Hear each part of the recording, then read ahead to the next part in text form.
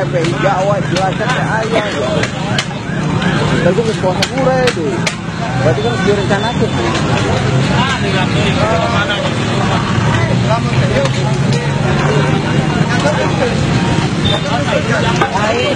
Jam 7 ayeuna ditungguan ketua eta langsung sewa namun orang jam 7 jadi ditungguan ke jam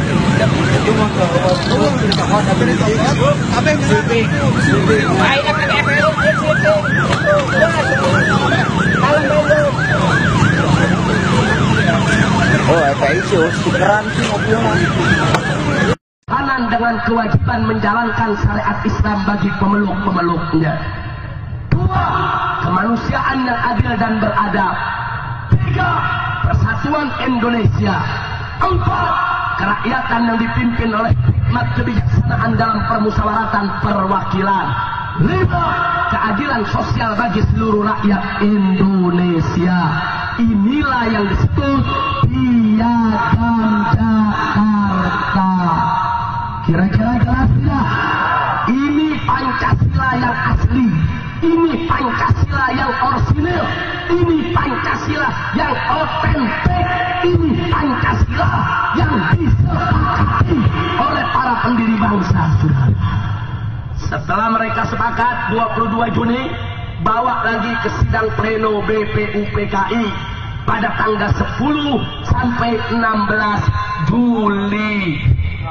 Hasilnya semua sepakat secara aklamasi, semua tanda tangan Piagam Jakarta sebagai dasar negara. Soekarno ikut tanda tangan, Bung Hatta ikut tanda tangan, kelompok Islam, Kristen semua ikut tanda tangan, saudara. Jadi supaya Anda tahu sampai di sini jelas. Jelas. Nah berarti saya tanya, kalau gitu Pancasila Soekarno dengan Pancasila Piagam Jakarta sama atau beda? Sama atau beda? Sudah beda. Pancasila Soekarno ketuhanan ada di pantat. Pancasila Piagam Jakarta ketuhanan ada di kepala, saudara. Beda tidak? Beda tidak? Mana lebih bagus? Mana lebih bagus? Pancasila Soekarno atau Piagam Jakarta? Pancasila Soekarno atau Piagam Jakarta? Piagam Jakarta, saudara. Dan perlu dicatat, Pancasila Soekarno pendapat pribadi, sedangkan Piagam Jakarta hasil ijma kesepakatan, saudara. Maka itu saya mau tanya, kalau sudah namanya kesepakatan, bagus tidak? Alhamdulillah, itu yang kedua. Oleh para pendiri bangsa, saudara. Setelah mereka sepakat 22 Juni bawa lagi ke sidang pleno BPUPKI pada tanggal 10 sampai 16 Juli. Hasilnya semua sepakat secara aklamasi, semua tanda tangan Piagam. Nah berarti saya mau tanya, kalau gitu Pancasila Soekarno dengan Pancasila Piagam Jakarta sama atau beda? Sama atau beda?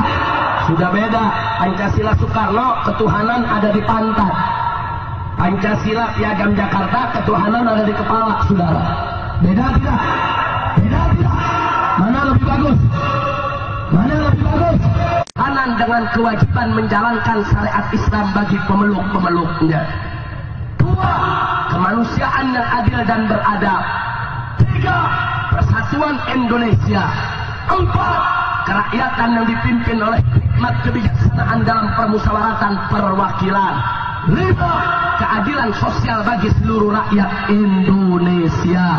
Inilah yang disebut Piagam Jakarta. Kira-kira jelas tidak? Ini Pancasila yang asli. Ini Pancasila yang orisinil. Ini Pancasila yang otentik.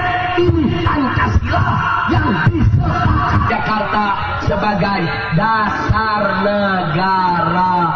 Soekarno ikut tanda tangan, Bung Hatta ikut tanda tangan, kelompok Islam, Kristen semua ikut tanda tangan, saudara. Bagus.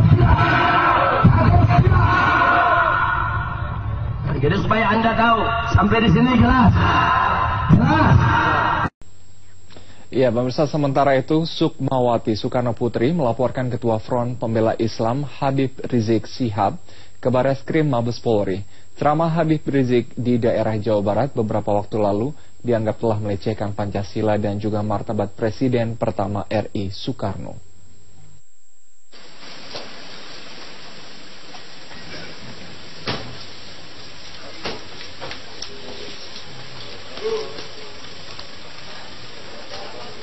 Saat melapor Ketua Front Pembela Islam Habib Rizik Syihab ke Sentra Pelayanan Kepolisian Bareskrim Polri, Sukmawati Soekarno Putri membawa sejumlah bukti. Putri Presiden pertama Soekarno ini mengaku tersinggung atas ucapan Ketua Front Pembela Islam Habib Rizik setelah melihat rekaman di media sosial saat memberikan ceramah di Jawa Barat beberapa waktu lalu. Saat ceramah, Habib Rizik melontarkan kata-kata yang tidak pantas, melecehkan Pancasila, serta menghina kehormatan dan juga martabat Soekarno sebagai proklamator dan Presiden pertama Republik Indonesia. Dalam laporannya, Sukmawati melaporkan Habib Rizik telah melanggar pasal 154A KUHP tentang penodaan lambang negara. Saya pikir beliau itu kan seorang pimpinan, kok ngomong yang tidak sepatutnya, ya. Apa itu yang bisa kita jadikan satu idola? Ya, dan Pancasila itu sudah diakui oleh seluruh rakyat Indonesia. Nah, beliau ngomong sesuatu yang tidak pantas bagi kami, bagi kita semua. Mungkin bapak-bapak, ibu akan mengatakan itu sesuatu yang tidak pantas. Tidak ada bahasa lain selain bahasa itu. Mungkin seperti itu yang bisa kita sampaikan. Silakan. Ya, untuk menindaklanjuti, saya kira mekanismenya, prosedurnya pasti ada tahapannya. Pasti yang dilaporkan itu akan dipanggil untuk diminta klarifikasinya.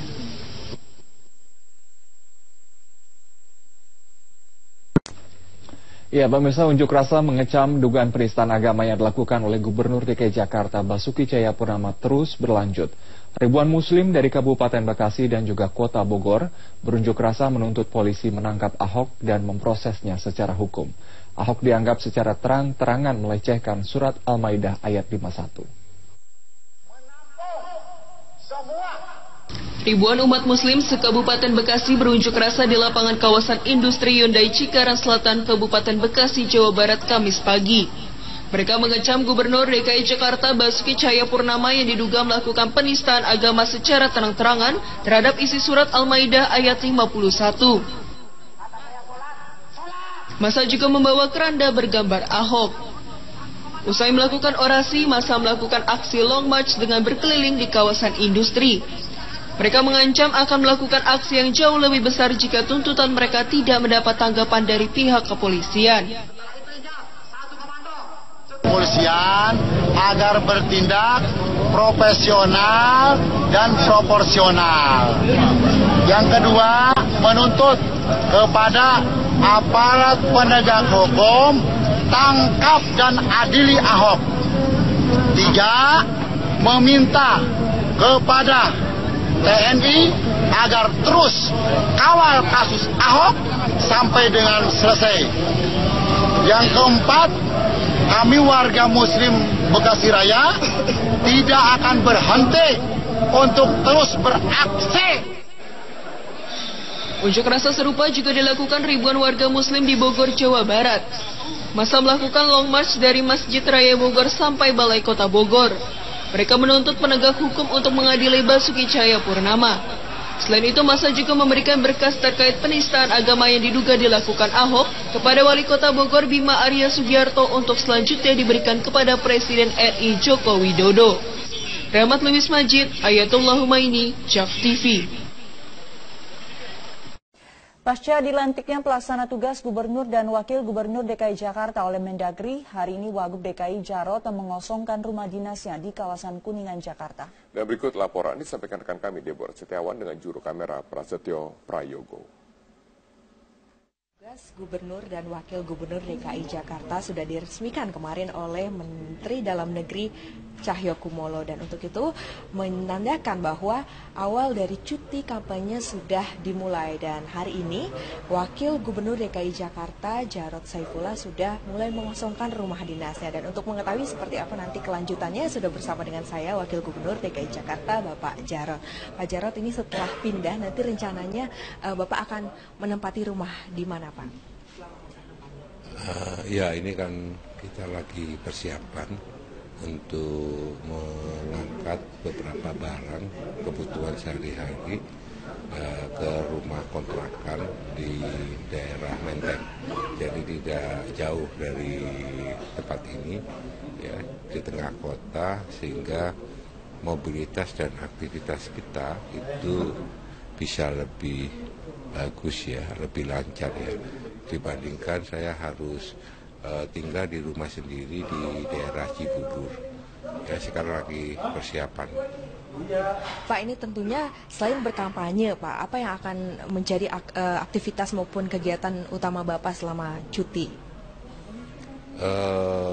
Selain kampanye, ya, selama cuti lebih enak kita, artinya bisa mendampingi anak-anak, ya, bisa mendampingi keluarga untuk, ya, mereka supaya bisa belajar dengan baik, ya. Oleh karena itu sengaja saya minta bahwa rumah kontrakan itu bukan dijadikan posko pemenangan, sehingga terpisah antara kehidupan keluarga kami secara pribadi, keluarga, dengan aktivitas kampanye. Nah, lalu Pak, apa kira-kira PR terbesar untuk PLT Gubernur dan Wakil Gubernur DKI Jakarta ini, Pak? Yang paling mendesak tentu saja harus segera menyelesaikan RAPBD tahun 2017. Kita berharap RAPBD itu bisa disahkan pada bulan Desember, sehingga Januari itu sudah langsung bisa dilaksanakan, bisa dieksekusi. Kemudian proses pelelangan itu bisa mendahului. Dengan begitu kita punya jangka waktu yang cukup panjang untuk bisa melaksanakan program-program fisik, terutama yang membutuhkan waktu yang panjang. Misalnya pembangunan rusunawa, pembangunan sekolah, nah, itu harus mendapatkan skala prioritas untuk segera dipercepat proses pelelangannya. Terima kasih banyak Pak Jarod buat waktunya, sukses selalu. Ya, demikianlah yang kami sampaikan dari Jakarta. Deborah Setiawan, Prasetyo Prayogo, Metro TV.